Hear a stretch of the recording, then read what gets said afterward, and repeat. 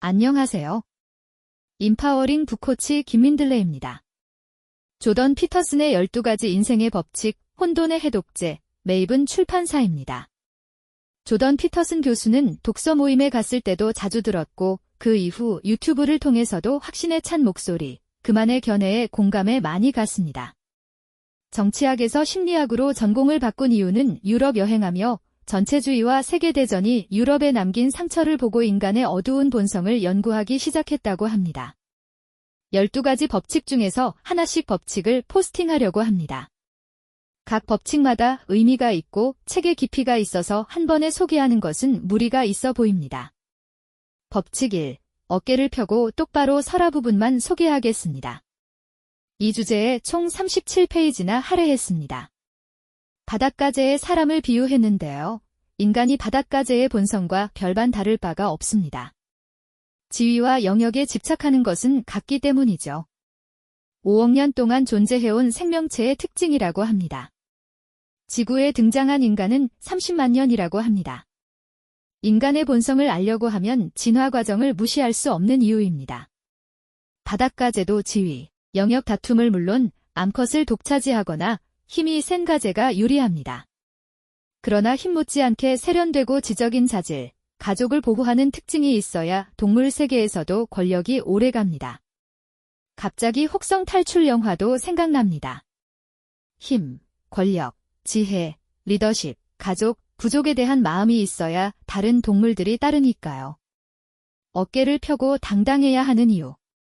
승리한 바닷가재와 패배한 바닷가재는 신경세포 교감 조절하는 화학물질이 세로토닌과 옥토파민 비율에 따라서 자신감과 위축된 모습을 보입니다. 승리하면 세로토닌이, 패배하면 옥토파민 비율이 높아지는 거죠. 당연히 승리자는 자신감이, 패배자는 위축되겠죠. 패배한 바닷가재에게 세로토닌을 주입하면 승자에게 덤벼들거나 자신감을 보인다고 합니다. 인간도 마찬가지입니다.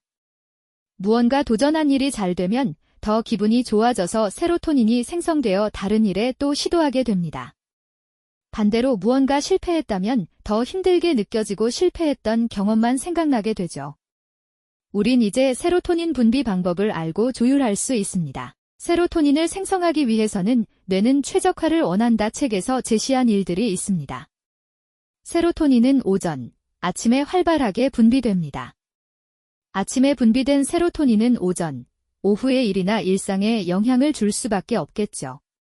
인간은 이제 세로토닌 분비를 일부러 생성할 수 있고 일의 효율성과 건강까지 챙기게 되었습니다. 햇볕 쬐기, 조깅, 계단 오르기 등 리듬 운동, 꼭꼭 씹어먹기, 낭독 등을 할 때 세로토닌 분비가 활발히 일어납니다. 저도 걷기, 수영, 마라톤을 하는 이유가 건강 때문만은 아닙니다.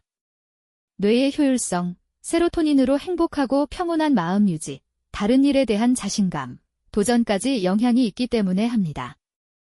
12가지 인생의 법칙에서 가슴을 당당히 펴야 하는 이유를 또 설명합니다. 위축된 피해자들은 맞서 싸울 힘이 없어서가 아니라 맞서 싸울 생각이 없기 때문에 피해자가 된다고 합니다. 너무 도덕적이고 순종적이고 학대를 받은 사람들은 폭력은 나쁘다거나 자신의 의사를 정확히 표현하지 않기 때문에 부당한 일에 자꾸 말리고 참게 됩니다. 초기부터 단호히 거부하는 자세가 자신을 보호받을 수 있다고 합니다. 예전에 지인은 몸집이 약해서 고교 시절 친구들에게 놀림을 많이 받았는데 어느 날은 마음을 먹고 친구가 놀렸을 때 주먹을 날렸답니다. 힘이 그다지 세지도 않아서 상대가 큰 충격은 없었지만 그 이후 친구들이 놀리지 않았다고 해요. 누구든 한 대 맞으면 아프고 자신도 맞을 수 있다는 것을 알려준 셈이지요. 당당한 자세만 취해도 사람들은 다르게 쳐다봅니다. 약한 모습, 움츠린 모습을 보면 미성숙한 사람들은 본성을 드러내어 괴롭히기 시작하니까요.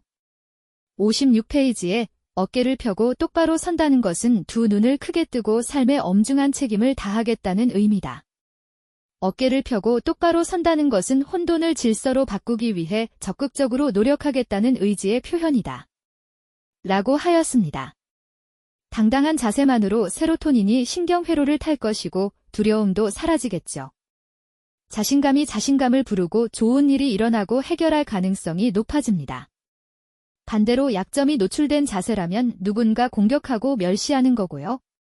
3억 5천만 년 동안 이어온 바닷가재의 본능을 기억해야 할 때입니다. 57페이지에 똑바로 서라. 가슴을 펴고라며 마무리하고 있습니다.